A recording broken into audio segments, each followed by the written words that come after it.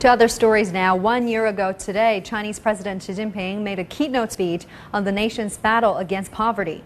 He vows to eradicate it by 2020. Now, Xi called for targeted strategies to alleviate it in rural areas.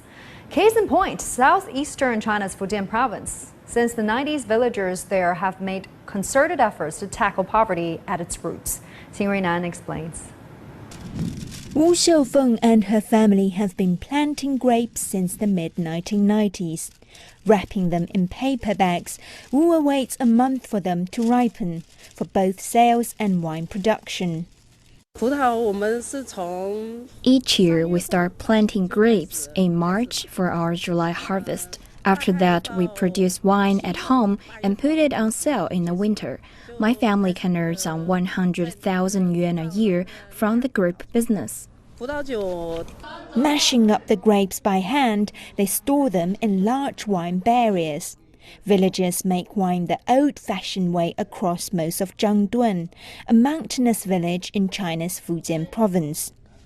To avoid potential sanitation issues, local officials have set up a cooperative to regulate grape production. Lin Qixing is the person behind Jiangdun's booming grape business.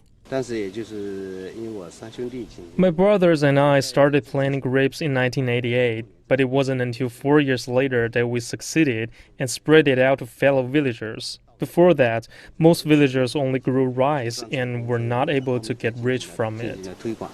Now homemade wine in the village is well known, thanks to the packaging bearing the brand name Jiangdun.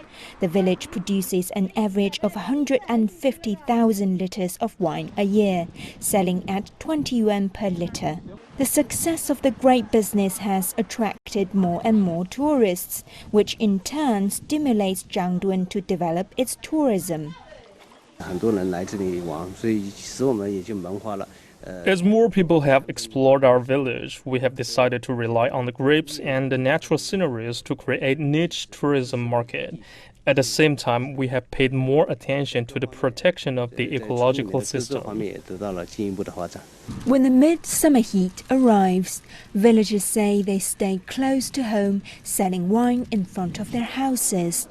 For them, poverty has become a distant memory. Xin Ruinan, CGTN.